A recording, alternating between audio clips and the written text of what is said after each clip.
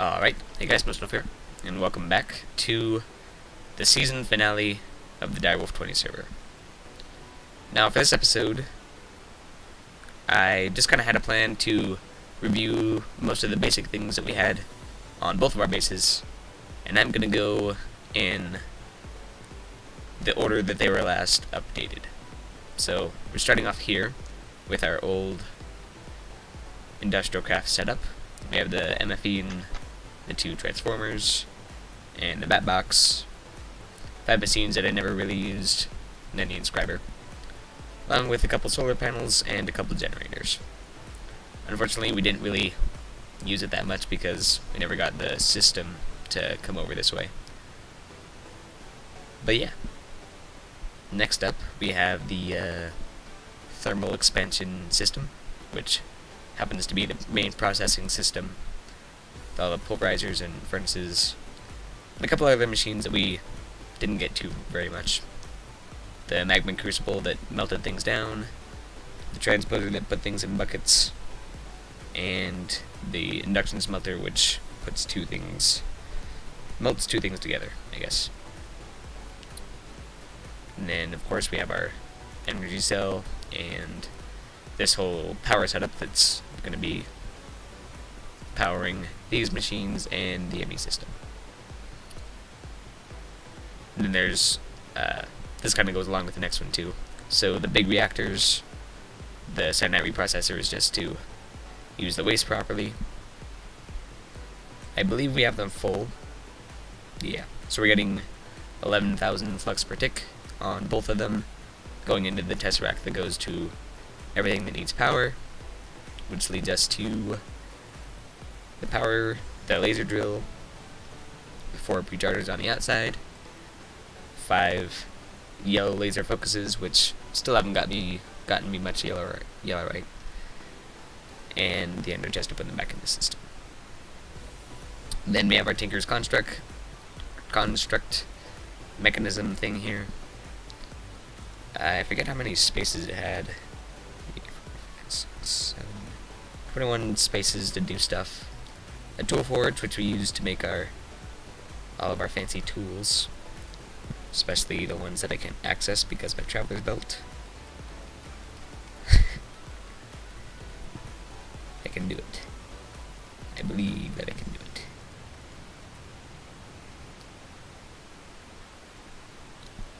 Never mind.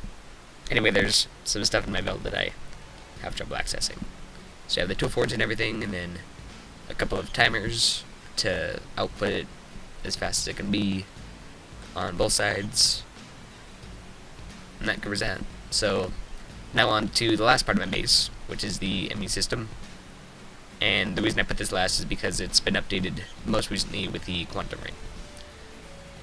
So you have your input and a trash can for all the annoying blocks that you don't want any of.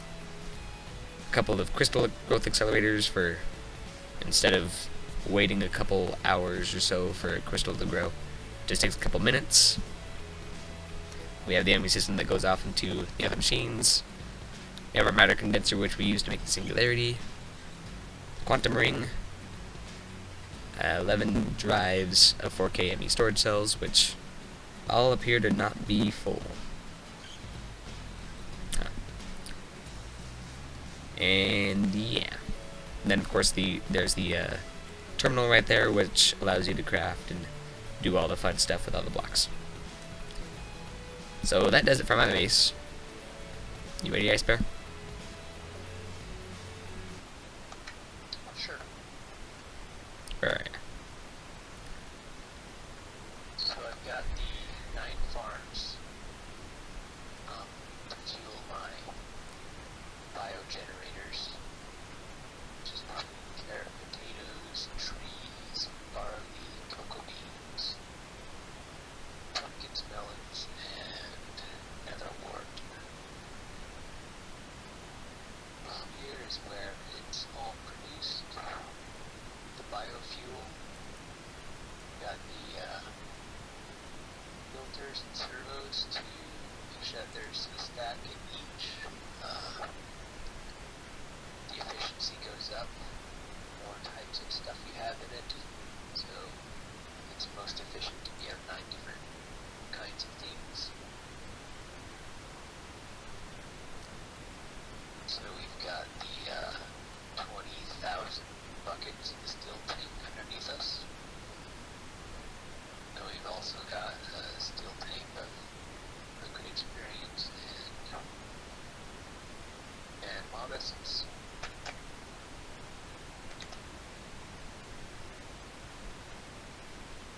Would have been pretty useful. We could have made some cool mob spawners out of that. Go down again, you can see the blood altar.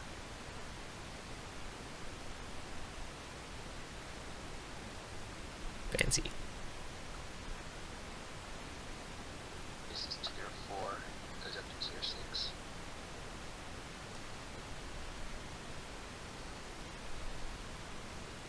Go up to the Botanian level up here.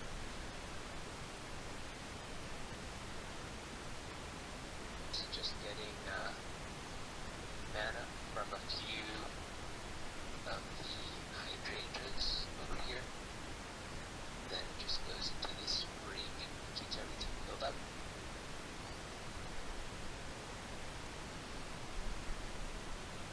Let's see that we've got the mod spawner system over here.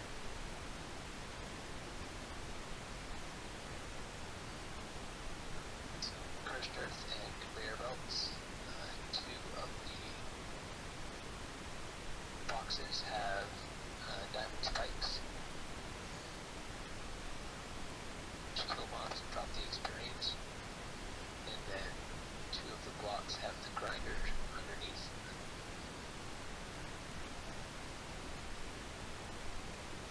So that's where we're getting the mob essence from.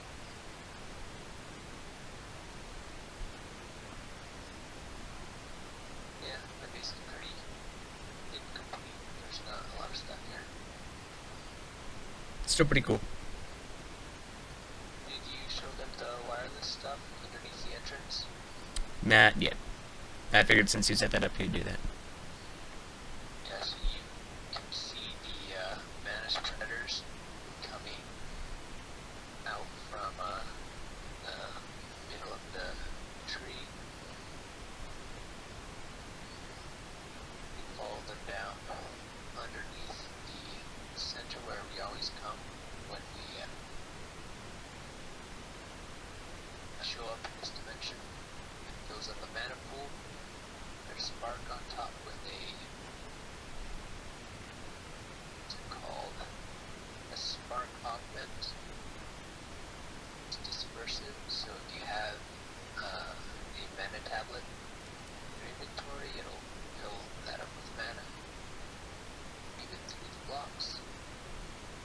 Here's a wireless charger which refills all our RF stuff. Okay.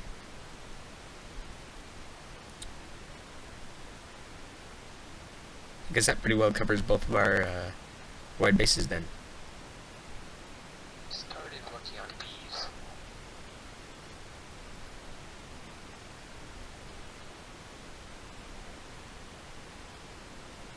Just a bunch of centrifuges. System reads the aviary stuff. So this auto-crafts the box, right? Right. It needs wood planks to be inserted. And this needs wood and pumpkin seeds. And it after you add that stuff, which I have in this ply. So you, Aviary blocks. so you could have made a lot more beehives than you did. And over here I've got the 3 types that we've got so far. And we'll look at them Two too. types. Oh. There's the industrious and the imperial. And they both make the stuff to make more aviaries, right? Yes.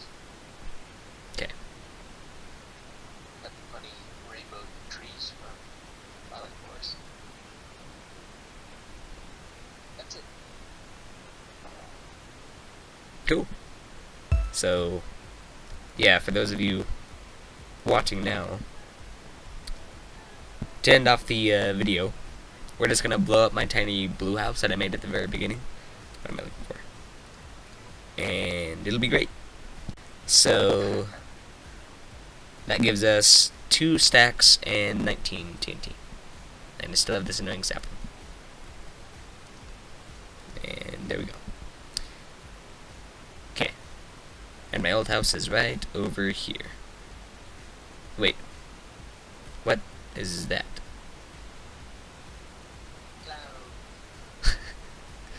I thought my house was buried in something. Hey, you can't actually open my door. There we go. So, yeah, this is what I lived in for like the first 2 episodes. It was great. I don't remember having all this stuff, but I guess I had some of it. Torches and just a lot of plants and junk. I somehow have 17 diamonds though. So, there we go.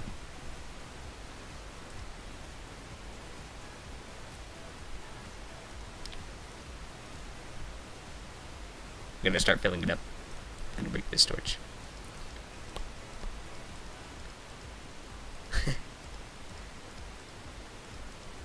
Honestly, I think 34 would have been plenty, but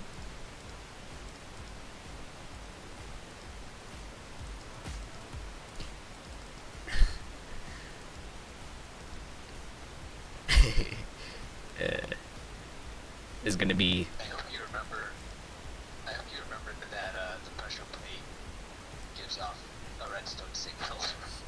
I would not have. That would have been hilarious. That would have been even better ending. Both of us die because I don't remember how pressure plates work. So yeah, we're just gonna place this extra stack or so that I have just kind of on it. Hang on. What? Stop. I have a present for you. Yay! What is this? A wireless remote. Press for fun? So should I do it before I start placing out the TNT, or once I'm done? So like right now? Yes. Only if you want fun. Okay, I guess I'm ready for fun. Should I stand back?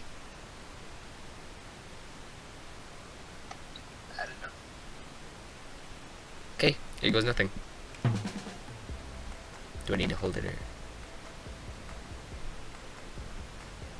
What?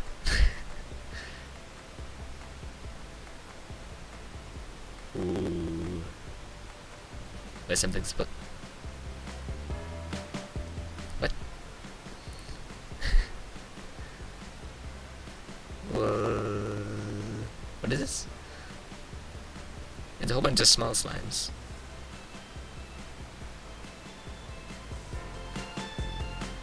And they're dying? Because stuff? Just the blue ones. I don't know why. They used to die when they would jump off your house. So that's why I added the cloud. Ah. Here. I'm gonna... There we go. So... If I click it again, will it turn off, or? Okay.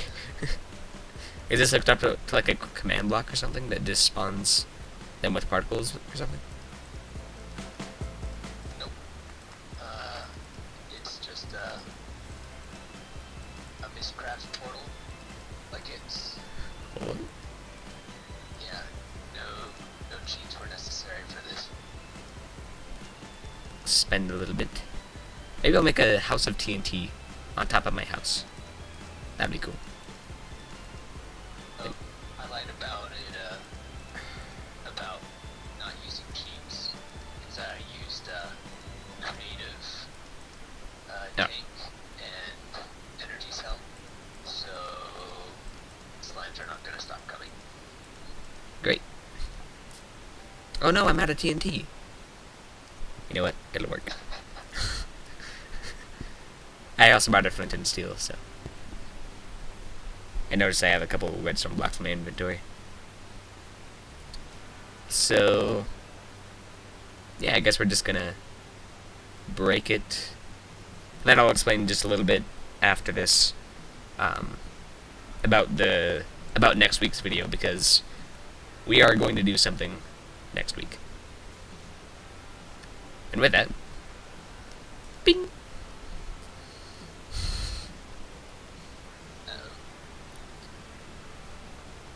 I was really hoping the server wouldn't crash, but it seems it did okay. So the slime's just gonna like spawn in midair and fall now?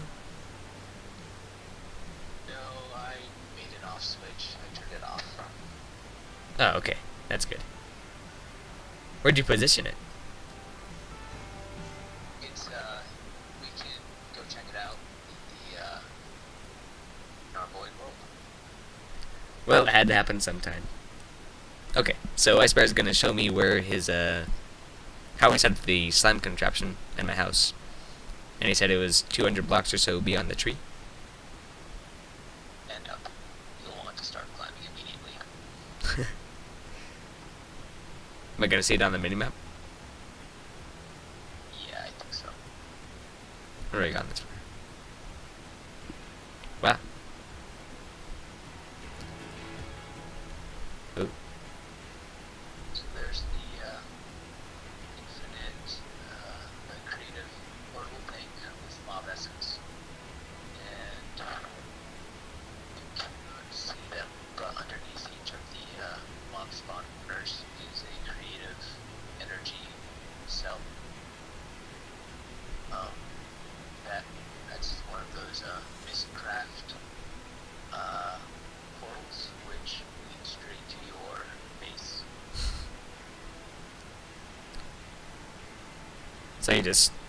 So basically, they summoned slimes, and then they were conveyor belted to the portal which led to the top of my house. Go ahead and flip the switch again. See up here.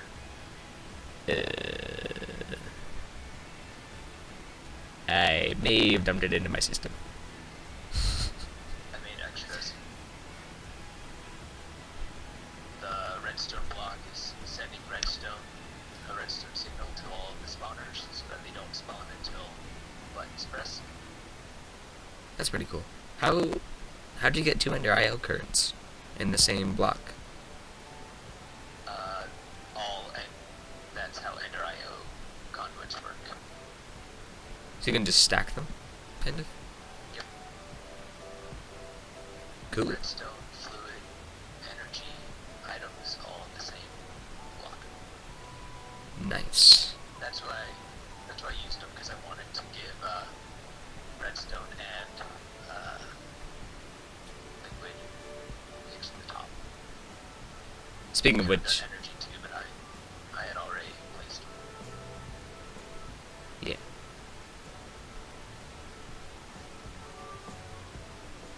I don't really have anything to say. So, I know how the wireless stuff works. So, you can adjust the frequency here. It's a 666 in the middle there. But if you... No, wait, the one to activate it would be this one.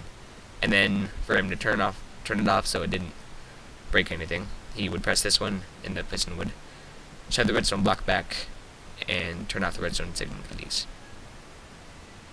No, redstone stops the mobs from spawning. So when I press this, that redstone turns off, and then the slime starts spawning. Okay. And you can't.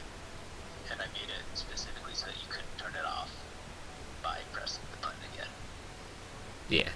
Unless I knew your other digit code. Then I could flip the frequency and turn it on. Which you didn't. So then I had the M switch, and I just press it, and it deactivates the spawners again.